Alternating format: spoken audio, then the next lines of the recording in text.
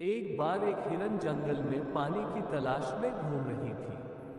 उसको बहुत प्यास लगी हुई थी, इसलिए वो इधर उधर पानी की तलाश में भटक रही थी। वह पानी की तलाश में काफी देर तक भटकती रही, लेकिन उसे कहीं पर भी पानी नहीं मिला। थोड़ी देर और जंगल में इधर उधर भटकने के बाद वो एक पेड़ के नीचे बैठ जाती है, तो इतने में उसे नदी के बहने की आवाज सुनाई देती है। तो हिरन उसे पेड़ के नीचे से उठकर फौरन पानी की आवाज की तरफ आगे बढ़ती है। तो वह देखती है उसे के सामने एक बड़ी सी नदी बह रही है। जैसे ही वो हिरन नदी को देखती है, बहुत खुश होती है, मानो उसे फिर से एक नई जिंदगी मिल गई हो।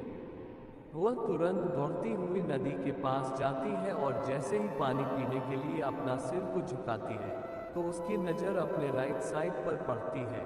वह जैसे ही अपने राइट में देखती है तो उसे शिकारी नजर आता है, हाथ में तीर लिए हुए निशाना तान के खड़ा हुआ। फिर जैसे ही हिरन की नज़र अपने लेफ्ट साइड में पड़ती है, उसे झाड़ियों के पीछे एक शेर नजर आता है।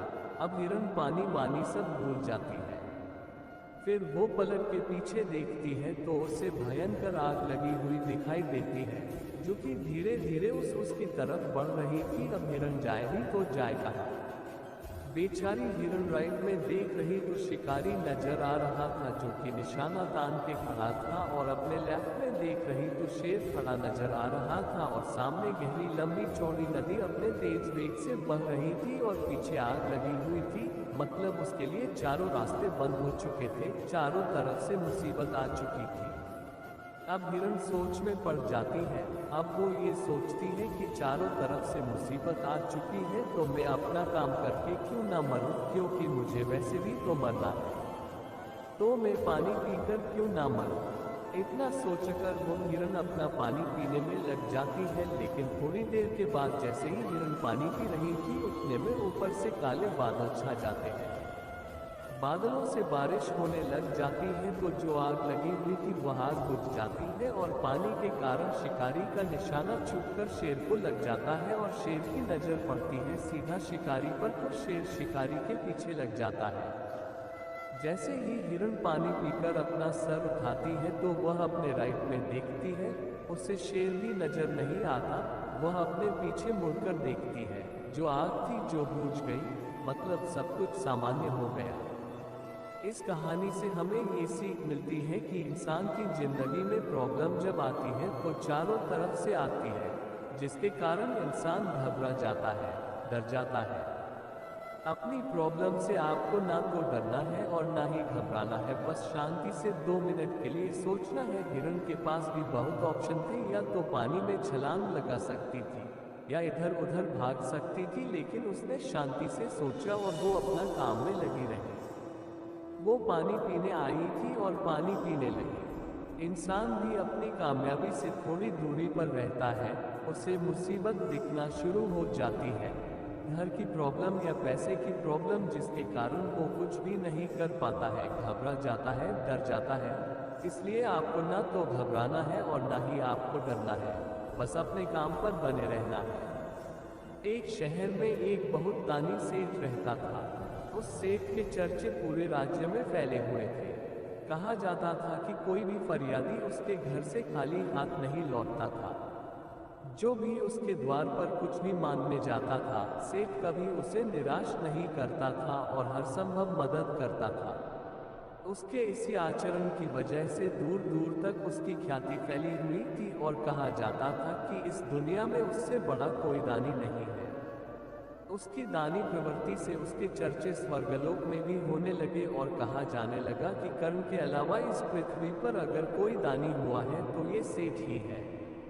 उसकी ख्याति क्षीर सागर में देवी लक्ष्मी तक भी पहुंची, और अपनी जिज्ञासा को दूर करने के लिए मां लक्ष्मी ने ऐसे ही भगवान विष्णु से पूछ लिया कि इस पृथ्वी लोक पर सबसे बड़ा दानी कौन है। मां लक्ष्मी की जिज्ञासा को भांपते हुए प्रभु ने जवाब दिया, हे देवी, वैसे तो इस पृथ्वीलोक पर बहुत दानी है, लेकिन सबसे बड़ा दानी वो गरीब लोहार है।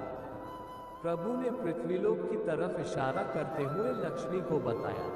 मां लक्ष्मी ने जब लोहार को देखा तो उनका मन बहुत सारी शंकाओं से भर गया। उन्होंने सोचा कि ये गरीब लोहार कैसे सबसे बड़ा दानी हो सकता है। अपनी शंकाओं को जाहिर करते हुए माँ लक्ष्मी ने फिर भगवान से प्रश्न किया कि हे प्रभु, ये कैसे संभव है? वो देखो, राज्य में इतना बड़ा सेठ है जो कभी किसी को खाली हाथ नहीं लौटाता और जरूरतमंदों को उनकी जरूरत से ज्यादा देकर सहायता करता है, और दूसरी तरफ ये लोहार है जो खुद की 2 वक्त की रोटी के लिए भी मोहताज है। ऐसा कैसे हो सकता है कि ये लोहार उस सेठ से बड़ा दानी है? पहले भगवान विष्णु थोड़ा मुस्कुराए और फिर बोले, हे देवी, इस बात का उत्तर हम ऐसे नहीं देंगे, हम साक्षात आपको साबित करके दिखाएंगे, चलो मेरे साथ। ऐसा बोलकर प्रभु पृथ्वीलोक की तरफ चल दिए और पीछे पीछे माँ लक्ष्मी भी चल दी। पृथ्वीलोक पहुंचकर प्रभु ने अपना वेश एक गरीब ब्राह्मण का बना लिया और माँ लक्ष्मी ने गरीब औरत का, और दोनों उसी सेठ के घर की तरफ चल दिए। सेठ के घर पहुंचकर उन्होंने द्वारपाल से कहा कि सेठ से कहो कि ब्राह्मण देवता आए हैं। द्वारपाल ने जब सेठ को बताया कि आपसे मिलने कोई गरीब ब्राह्मण और उनकी बीवी आए हैं, तो सेठ ने आदेश दिया कि उनको आदर के साथ अंदर लाया जाए। अंदर पहुंचकर सेठ ने ब्राह्मण रूपी प्रभु और मां लक्ष्मी को प्रणाम किया और आसन पर बैठने का आग्रह किया। ब्राह्मण रूपी भगवान और लक्ष्मी जी के लिए अच्छे से खाने की व्यवस्था की गई और उनका बहुत आदर सत्कार किया। अब सेठ ने ब्राह्मण से आने का प्रयोजन पूछा। सेठ ने कहा, हे ब्राह्मण देव, कैसे आगमन हुआ और मैं आपकी किस तरह सहायता कर सकता हूँ? प्रभु ने जवाब दिया कि हम गरीब ब्राह्मण मथुरा से आए हैं और काशी गंगा स्नान के लिए जा रहे हैं। रास्ते में कुछ लुटेरे मिल गए और हमारे पास जो कुछ भी था सब छीन लिया। अब हमारे पास काशी जाने के लिए ना कोई साधन है और ना धन। इस शहर में आकर जब आपके बारे में सुना तो आपके पास आ गए। इतना सुनकर सेठ बोला, हे ब्रह्मदेव, आप बिल्कुल चिंता मत करिए, मैं आपको आश्वासन देता हूँ कि आप काशी गंगा स्नान करने जरूर जाएंगे। सेठ ने अपने नौकरों को आदेश दिया कि ब्रह्मदेव को एक बैलगाड़ी और पर्याप्त धन दिया जाए और रास्ते भर की सभी जरूरतों की वस्तुओं के साथ इनको विदा किया जाए। नौकरों ने वैसा ही किया और सेठ ने ब्राह्मण रूपी प्रभु को बड़े आदर से विदा किया।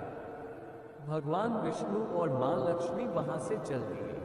अब माँ लक्ष्मी और भी ज्यादा आश्वासित हो गई कि मैंने जो कहा था ठीक कहा था कि ये सेठ ही सबसे बड़ा दानी है। थोड़ा आगे चलकर प्रभु ने वो बैलगाड़ी और धन दौलत वहीं छोड़ दी और उस लोहार के घर की ओर चल दिए। दिन ढलते ही प्रभु और माँ लक्ष्मी लोहार के घर पहुंच गए। वहां लक्ष्मी जी ने देखा लोहार एक टूटी सी झोपड़ी में रहता है जिसकी छत भी कई जगह से खुली हुई थी। माँ लक्ष्मी ने सोचा ये खुद इतना गरीब है, ये क्या दान कर पाएगा, लेकिन वो सिर्फ प्रभु के पीछे पीछे चली जा रही थी।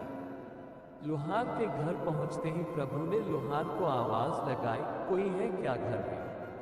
लोहार ने दरवाजा खोला और देखा कि सामने एक गरीब ब्राह्मण और उसकी बीवी खड़े हैं।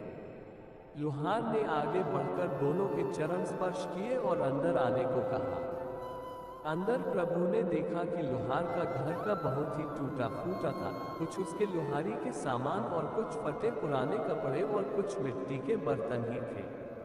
लोहार ने दोनों को अंदर बिठाकर पानी पिलाया और आने का कारण पूछा। प्रभु ने फिर वही जवाब दिया कि मथुरा से आए हैं और काशी जा रहे हैं गंगा स्नान करने। रास्ते में लुटेरों ने लूट लिया। अब जाने के लिए धन बचा है और न खाने को कुछ। ये सुनकर लोहार बड़े सोच विचार में पड़ गया। लोहार सोच रहा था कि मैं गरीब कैसे इनकी मदद करूं, मेरे पास तो खुद के खाने के लिए कुछ नहीं है। लोहार ने अपनी दुविधा को दबाते हुए कहा, आप चिंता ना करिए, आज रात आप इसी गरीब की कुटिया में विश्राम करिए, ऊपर वाला कोई न कोई रास्ता जरूर दिखाएगा। मैं आपके खाने की व्यवस्था करता हूँ। ऐसा कहकर लोहार अपनी रसोई की तरफ बढ़ा। वहां उसने देखा कि उसके पास बस 3 रोटी का आटा है। उसने 3 रोटी बनाई, एक प्रभु को, एक माँ लक्ष्मी को और एक अपनी थाली में रखकर बोला, माफ करना ब्रह्मदेव, मेरे पास बस यही है आप लोगों के लिए। तीनों ने रोटी खाई। फिर लोहार ने दोनों के लिए सोने के लिए बिस्तर लगाया और खुद बाहर सोने चला गया। रात भर माँ लक्ष्मी यही सोचती रही कि मैंने सही कहा था कि सेठ ही सबसे बड़ा दानी है। उसने हमें इतना अच्छा भोजन कराया और सभी जरूरतों को पूरा किया, और इस लोहार ने सिर्फ एक एक रोटी ही दी। सुबह उठकर जब प्रभु और माँ लक्ष्मी जाने लगे तो लोहार ने रोते हुए कहा, हे ब्रह्मदेव, मुझे माफ कर देना, जीवन में कभी कभी तो ब्रह्मदेव और ब्राह्मणी की सेवा का अवसर मिलता है और मैं अभागा उसमें भी असफल रहा। ये सुनकर प्रभु ने कहा, कोई बात नहीं, हम आपकी सेवा से बहुत प्रसन्न हैं। आपने वो सब किया जो आप कर सकते थे, हमें आपसे कोई शिकायत नहीं है। और ऐसा कहकर प्रभु वहां से चल दिए। आगे चलकर प्रभु ने माता से पूछा, हे देवी, अब बताओ कौन बड़ा दानी है, ये लोहार या वो सेठ? माँ लक्ष्मी ने झट से जवाब दिया, वो सेठ बड़ा दानी है। उसने हमारी इतनी खातिरदारी की, इतनी धन दौलत दी और इतना अच्छा खाने को दिया, और इस लोहार ने बस एक एक रोटी और सोने के लिए फूस का बिस्तर। सेठ के स्वागत और सहायता के सामने इस लोहार का स्वागत और सहायता कुछ भी नहीं है। माँ लक्ष्मी की बात सुनकर पहले तो प्रभु थोड़ा मुस्कुराए और फिर बोले, ये देवी, आप यहाँ पर बिल्कुल गलत हो। जरा सोचो, सेठ पर कितनी धन दौलत है और उसने जो हमें दिया वो कितना था। अगर देखा जाए तो जो सेठ ने हमें दिया वो उसकी पूरी दौलत का 1000वां हिस्सा भी नहीं होगा, और लोहार के पास पूरी संपत्ति क्या थी? वो 3 रोटी, जिसमें उसने आधी से ज्यादा हमें दे दी। तो अगर देखा जाए तो लोहार का दान ज्यादा बड़ा था। हालांकि सेठ ने ज्यादा दान दिया, लेकिन बड़ा दान लोहार ने दिया। इसलिए हमारी नजर में लोहार उस सेठ से बड़ा दानी है। अब बात माता लक्ष्मी जी की समझ में आ गई और उन्होंने भी प्रभु के निर्णय का समर्थन करते हुए कहा, आपने सही कहा था, ये लोहार ही सबसे बड़ा दानी है।